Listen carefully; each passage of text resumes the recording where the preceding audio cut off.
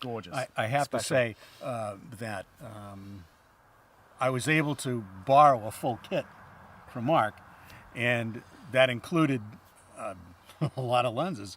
The 16 was in there, the 16-1.4, the 23-1.4, the 56-1.2, the 90 f2, 100 to 400, and the 55 to 140, right? Or 50 to 140. 50 to 140. Sorry, yeah. And I immediately started shooting, and you know what I did was I went to Duxbury Beach and shot sunrise with the 50 to 140. Yeah. And which was, picking it up and I'm going, this thing's light. Yeah. Compared to my 70-200 from Canon, which is a beast. Yeah.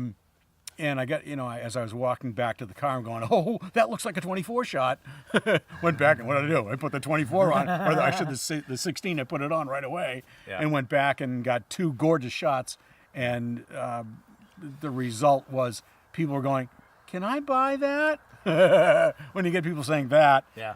It's always a good thing, right? It is always a good thing. Yeah. So I spent a week with the Fuji system, and just like anything else, the camera, I tried to set it up the best I could, and I was able to, you showed me T mode. Yeah.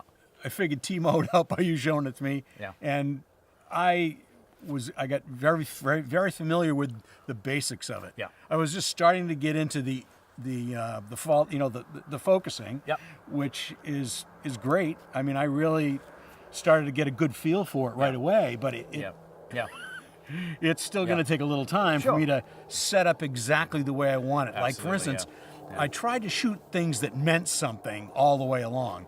And I did my mother-in-law's 90th birthday party with just the camera without the grip on there and the 23-1.4. And, of course, she's blowing out the candles and I'm focused on my wife. Not a good thing. But I'm shooting at 1.4. Yeah.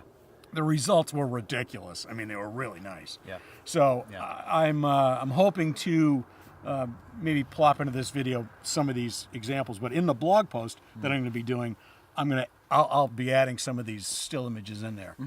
So I think that's it. We've covered everything. We didn't really cover this little Sony here. By the way, this is a great little camera, and it's missing something. It's so small, it's so light that sometimes I forget that I'm actually carrying a camera. It's almost too small. I'm looking around for it.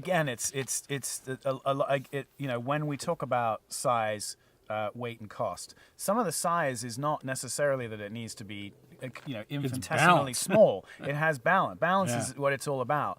And there are situations, where with the XT3, if you put the 100 to 400 on it without a grip, it does feel a bit tweaky. And you're like, oh my gosh, that's a big lens and not much body, and I've not got much to, so you almost need to put the vertical grip on it. I have to say that this little camera actually works really, really well. Yeah. It's got, the autofocus on this is really fast, and I can put it in zone focus, and I can just go.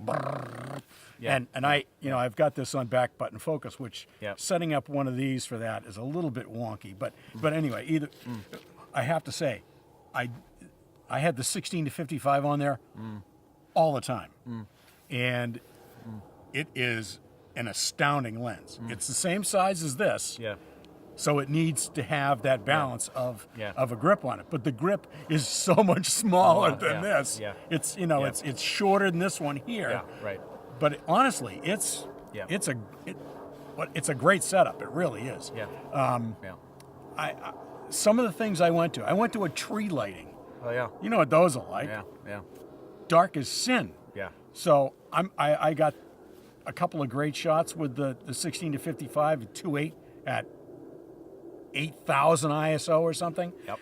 And then I took that off and stuck it in my pocket, and I used the 16-1.4. What else would I use? And shooting it, 100, a hundredth of a second at 1.4 at 8,000 ISO. Yeah. That's sick. Yeah. So I got some shots, and people were saying, it looks like almost like daylight. I said, well, with this it is.